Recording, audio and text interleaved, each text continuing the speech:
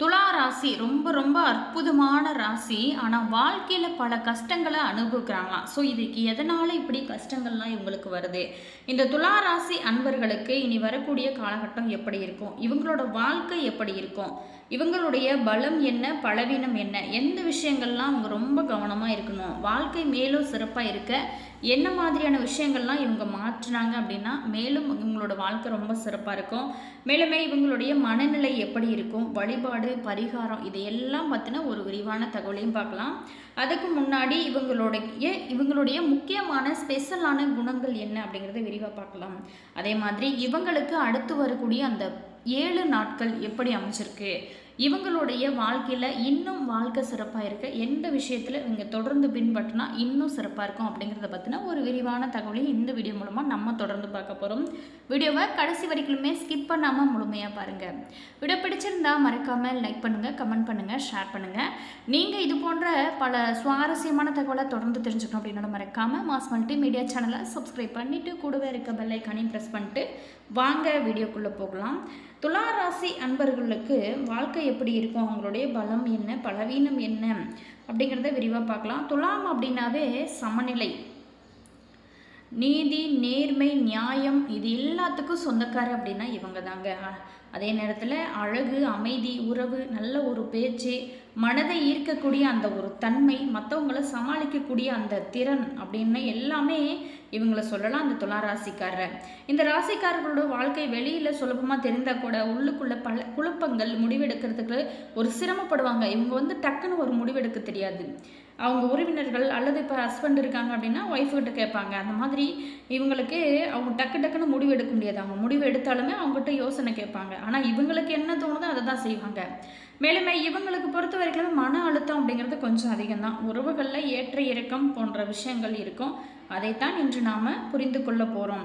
இது ராசி பலன் அடிப்பிலான ஒரு பொதுவான கணிப்பு தான். ஒவ்வொருவரோட ஜாதகத்தில் இருக்கக்கூடிய அந்த கிரக நிலைகள், தசா புத்தி, காலச்சூழல், இது எல்லாத்தையும் பொறுத்து ஒரு சில பேர்த்துக்கு மாறுபடும். அப்படி உங்களுக்கு ஜோதிட ரீதியாக ஏதாவது சந்தேகங்கள் இருக்குது அல்லது உங்களுடைய வாழ்க்கையில் நீங்கள் சந்திக்கக்கூடிய பிரச்சனைகளுக்கு ஏதாவது தீர்வு வேணும் அப்படின்னு நினச்சிங்களா பாருங்கள். இந்த வீடியோவுக்கும் கீழே டிஸ்கிரிப்ஷனில் நம்பர் கொடுத்துருக்கேன். ஜோசியரோட நம்பர் வேணும் அப்படிங்கிறவங்க கால் பண்ணி பேசி தெரிஞ்சுக்கோங்க. மேலுமே இந்த துலா ராசிக்காரோட இயல்பு அப்படிங்கிறது பொதுவான ஒரு வாழ்க்கை ஓட்டம், மனநிலை, தொழில், குடும்பம், பணம், ஆரோக்கியம், பரிகாரம், இது எல்லாத்தையுமே நம்ம தெளிவாக பார்க்க போகிறோம். துலா ராசிக்காரோட முக்கியமாக அடிப்படையான குணங்கள் அப்படின்னு பார்த்தோமா, பொதுவாகவே இந்த ராசிக்காரரு நல்ல ஒரு எந்த வயதுலையுமே ஒரு துள்ளலோட இளமையோடு இருப்பாங்க. இனிமையாக பேசுவாங்க. யாருடனும் தேவையில்லாத சண்டை வேணாம் அப்படின்னு நினைப்பாங்க. ஒரு விஷயத்தில் இப்போ ஒரு இடத்துல ஒரு பிரச்சனை நடக்குது அப்படின்னா இரு பக்கத்தையும் கூப்பிட்டு விசாரிச்சுட்டு அதுக்கப்புறம் ஒரு முடிவும் தருவாங்களாம். அதனால் இவங்க நியாயமானவங்க, சமநிலையை விரும்பக்கூடியவங்க, அமைதியாக ரொம்ப நேசிக்க தெரிஞ்சவங்களாக இருப்பாங்க. வாழ்க்கை மேல் ரசித்து வாழ தெரிஞ்சவங்களாக இருப்பாங்க. இவங்களோட கலை உணர்வு அதிகமாக இருக்கும். அழகு, ஒழுங்கு, பராமரிப்பு, அலங்காரம், சமூக தொடர்பு, மனித உறவுகள் போன்றவற்றில் இயல்பான ஈர்ப்பு இவங்களுக்கு இருக்குமா. மேலுமே சில பேர் பேசுவதில் கவர்ச்சி உடையவங்களாகவும், சிலர் தோற்றத்தில் கவர்ச்சி உடையவங்களாகவும், சில பேர் நடத்தை மூலம் மற்றவங்கள ஈர்க்கக்கூடியவங்களாக இருப்பாங்கன்னா இந்த துலா ராசிக்காரர் பெரும்பாலுமே. ஆனால் இவங்களோட ஒரு முக்கிய சவால் என்ன அப்படின்னா எதை தேர்வு செய்வது அப்படிங்கிற குழப்பம் இவங்களுக்கு அதிகமாக இருக்குமா. ஒரு முடிவு எடுக்க முன்பாக அதிகம் யோசிப்பாங்க. சில நேரங்களில் வேகமாக முடிவு எடுத்திருந்தா தீர்ந்திருக்கும் கூட, அதாவது பிரச்சனை கூட இன்னும் கொஞ்சம் யோசிக்கலாம் அப்படின்னு சொல்லி தள்ளி போகுமா. ஸோ இப்படி தான் இவங்களோட வாழ்க்கை அப்படிங்கிறது இருக்குமா.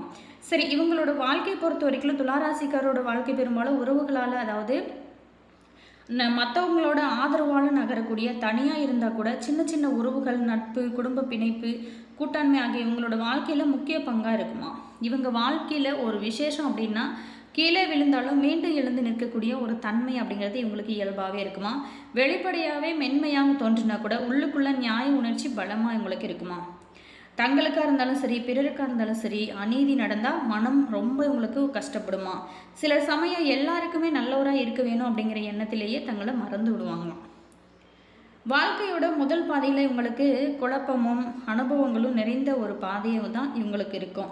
உறவுகள், தொழில், படிப்பு, இடமாற்றம், முடிவெடுத்தலில் பல பிரச்சனைகள், பல யோசனைகள். ஆனால் பிற்பகுதியில் இவங்களுக்கு அனுபவம் சேர சேர இவங்களுடைய வாழ்க்கை போக போக இவங்க ரொம்ப நெறிப்பட்ட, அதாவது மதிப்போடு வாழக்கூடிய, நல்ல பேர் எல்லாமே பெறக்கூடிய ஒரு நிலைக்கு இவங்க வந்துடுவாங்களாம்.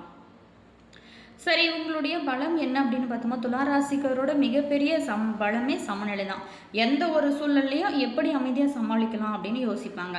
சண்டையை அதிகப்படுத்தாமல் பேச்சின் மூலம் தீர்வு காண ஏதாவது முயற்சி செய்வாங்களாம். அடுத்ததான் இரண்டாவது விஷயம், நல்ல ருசி. வாழ்க்கையில் எதை செஞ்சாலும் ஒரு அழகு, ஒழுங்கு, தரம், சுத்தம் இது எல்லாம் முக்கியம் அப்படின்னு நினைப்பாங்களாம். இதனால் இவங்க கலை, வடிவமைப்பு, அலங்காரம், ஆலோசனை, பேச்சு, தொடர்பு, வாடிக்கையாளர் சேவை இது எல்லாத்துலேயுமே ரொம்ப சிறந்து விளங்க நிறைய வாய்ப்பு இருக்காம். அடுத்ததான் மூன்றாவது விஷயம்னு பார்த்தோம்னா, மனிதர்களை அந்த புரிந்து கொள்ளக்கூடிய ஒரு திறன். ஒரு நபரோட மனநிலையை அவர் ஏன் அப்படி நடந்து கொள்கிறாங்க அப்படிங்கிறது அறியக்கூடிய அந்த திறன் அப்படிங்கிறது இவங்களுக்கு அதிகமாக இருக்குமா. இதனால் நண்பர்கள், குடும்பம், வேலை, இடம் எல்லாமே இவங்களை மதிக்குவாங்களாம். அடுத்ததான் நான்காவது விஷயம், சமரச குணம். எல்லாம் நான் தான், எனக்கு மட்டும்தான் அப்படின்னு சொல்லிட்டு பிடிவாதமாக இல்லாமல் சூழ்நிலையை சமாளிக்க தெரியுமா இவங்களுக்கு. இது வாழ்க்கையில் பல இடங்களில் இவங்களுக்கு ரொம்ப உதவிகரமாக இருக்குமா. அடுத்ததான் பலவீனம் இவங்களுக்கு என்ன, இந்த துளாராசிக்காரோட அன்பர்களோட மைனஸ் பாயிண்ட் என்ன. துளாராசியோட பெரிய பலவீனமே முடிவெடுக்க தாமதம். ஒரு விஷயத்தில் நல்லது கெட்டது நடுத்தர பாதை, மற்றவங்க என்ன சொல்லுவாங்க, எனக்கு பிறகு என்ன ஆகும் அப்படின்னு நாலா பக்கமும் யோசிப்பாங்களாம். அதனால் முக்கிய வாய்ப்புகள்லாம் இவங்களுக்கு நிறைய கை நழுவி போகிறதுக்கு வாய்ப்பு இருக்காம். இரண்டாவது விஷயம்னு பார்த்தோமா, பிறர் மனம் புண்படக்கூடாது அப்படிங்கிற எண்ணத்தில் தேவையில்லாமல் தங்களை தாழ்த்தி கொள்வாங்களாம். சில சமயம் இல்லை அப்படின்னு சொல்ல முடியாமல் பிறரோட வசதிக்காக தங்களோட நேரம், பணம், சக்தி, மன அமைதி அனைத்தையுமே இழக்கலாம். மூன்றாவது பலவீனம் மன அழுத்தத்தை உள்ளுக்குள்ளேயே வச்சுக்கொள்வது தான்.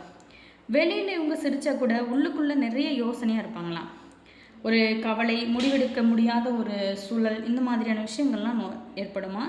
இதை நீண்ட நாட்கள் கையாளாமல் விட்டால் இவங்களுக்கு மனச்சோர்வு அப்படிங்கிறது ஏற்படுமா. அடுத்தது நான்காவது விஷயம், உறவுகளில் எதிர்பார்ப்பு அதிகம். எல்லாரும் நன்றாக பேச வேணும், நியாயமாக நடக்க வேணும், தன்னை முதல்ல மதிக்க வேணும் அப்படின்னு சொல்லிட்டு நிறைய ஆசைப்படுவாங்களாம். அந்த எதிர்பார்ப்பு நிறைவேறாத போது மனம் முடிந்து போகலாம். அடுத்ததாக இவங்களோட குடும்ப வாழ்க்கை எப்படி இருக்கும் அப்படின்னு பார்த்தோமா, குடும்பத்தில் துளாராசிக்காரர் சமநிலையாக இருக்க நிறைய முயற்சி செய்வாங்க. வீட்டில் ஒரு சண்டை, கூச்சல், தேவையில்லாத அழுத்தம் இருந்தால் அதை குறைக்க நிறைய முயற்சி செய்வாங்க.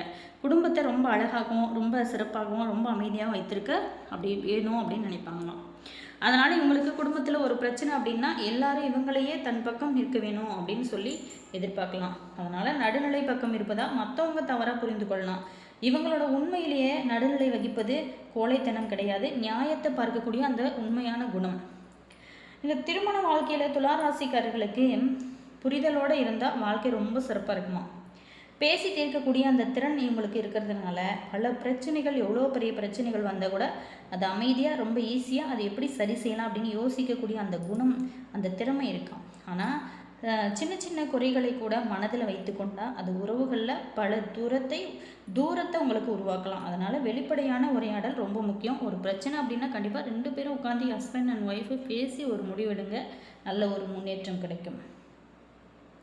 இவங்களுடைய தொழில் மற்றும் வேலை எப்படி இருக்கும் அப்படின்னு பார்த்தோம்னா, துளாராசிக்காரர் தொழிலில் பல துறைகளில் வெற்றி பெற முடியும். குறிப்பாக பேசக்கூடிய அந்த திறன், வடிவமைப்பு, சட்டம், சமரசம், மேலாண்மை, ஆலோசனை, மக்கள் தொடர்பு, அழகு சம்பந்தமான வேலைகள், கலை, மீடியா, விற்பனை இந்த மாதிரியான துறைகளில் ரொம்ப சிறப்பாக இருப்பாங்களாம். அதே நேரத்தில் பணம் மற்றும் பொருளாதாரம், துளாராசிக்காரர் பணத்தை ரொம்ப அழகாகவும், வசதியாகவும், தரமாகவும் பயன்படுத்த விரும்புவாங்க. தேவையான ஒன்றுக்கு மட்டும்தான் இவங்க பார்த்திங்களா அந்த காசு செலவு செய்வாங்க. அதே நேரத்தில் ஆரோக்கியத்தை பொறுத்த வரைக்குமே துளாராசி அன்பர்களுக்கு மன அழுத்தம், தூக்கக்குறைவு, கவலை, கழுத்து, முதுகு, தோள்பட்டை வலி, அதே மாதிரி உடல் சோர்வு போன்ற விஷயங்களில் கொஞ்சம் கவனம் தேவை. உணவு கட்டுப்பாடு ரொம்ப முக்கியம். தண்ணீர் அருந்தக்கூடிய பழக்கம், அதாவது நேரத்துக்கு தூங்குறது, இது எல்லாமே ரொம்ப முக்கியமான ஒரு விஷயமா இருக்கிறது. அதிகமாக யோசிக்கிறது இவங்களோட உடல் சக்தியை குறைக்குமா. அதனால் தினசரி சிறிதளவாவது ஒரு நடைப்பயிற்சி, உடற்பயிற்சி, சுவாச பயிற்சி, அமைதியான இசை, தனி நேரம், திரை நேரத்தை குறைக்கிறது ரொம்ப முக்கியம். சரி, இவங்க வாழ்க்கை ரொம்ப சிறப்பாக இருக்கணும் அப்படின்னா என்ன செய்யலாம் அப்படின்னு பார்த்தோமா, முதல்ல முடிவெடுக்க கற்றுக்கொள்ளணும். எல்லா விஷயத்துலையும் ஒரு பெர்ஃபெக்ட் டைமிங் வராது.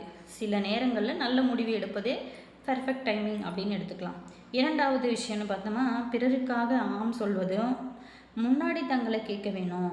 அதாவது இது எனக்கு பாதிப்பா, இது என்னோட நேரத்தை, அதாவது மனதை, உடலை சோர்வாக்குமா அப்படின்னு சொல்லிட்டு சிந்திங்க. மூன்றாவது விஷயம், உறவுகளில் தெளிவாக பேசுங்க. மனதில் வைத்துக்கொண்டு சுமப்பதை விட மென்மையாக வெளிப்படுத்துறது ரொம்ப சிறந்தது தானே. அடுத்ததான் 4வது விஷயம், பண விஷயத்தில் எப்போவுமே ஒரு திட்டமிடல் அவசியம். அதிகம் நல்லது வாங்க வேணும் அப்படிங்கிற ஆசையை கட்டுப்படுத்துறது ரொம்ப நல்லது. 5வது விஷயம், தங்களுடைய திறமையை நம்ப வேணும். முதல்ல நீங்கள் உங்களை நம்புங்க. மற்றவங்களோட கருத்துக்காக நீங்கள் எந்த முடிவுமே மாற்றி கொள்ளாதீங்க. அது உங்களோட முடிவு பெர்ஃபெக்டாக எடுங்க, பெர்ஃபெக்டாக இருக்கும் அப்படின்னு நினைங்க. துளாராசிக்காரர்களுக்கு நிச்சயம் நல்ல தலைமை தன்மை இருக்கும். அதை வளர்த்து கொள்வது ரொம்ப சிறப்பு. இந்த வீடியோ உங்களுக்கு பல சுவாரஸ்யமான தகவலை தந்திருக்கும் அப்படின்னு நினைக்கிறேன். வீடியோ பிடிச்சிருந்தா மறக்காமல் லைக் பண்ணுங்கள். இது போன்ற பல சுவாரஸ்யமான தகவலை நீங்கள் தொடர்ந்து தெரிஞ்சுக்கணும் அப்படின்னாலும் மறக்காமல் மாஸ் மல்டிமீடியா சேனலை சப்ஸ்கிரைப் பண்ணிக்கோங்க. கூடவே இருக்க பெல் ஐக்கானையும் ப்ரெஸ் பண்ணிக்கோங்க. அப்போ தான் நாங்கள் போடுற புது நியூ வீடியோஸ்லாம் உடனுக்குடன் உங்களுக்கு நோட்டிஃபிகேஷன் வரும். உங்களோட கருத்து என்ன அப்படிங்கிறத மறக்காமல் கமெண்ட்ஸில் சொல்லுங்கள். Always thank you.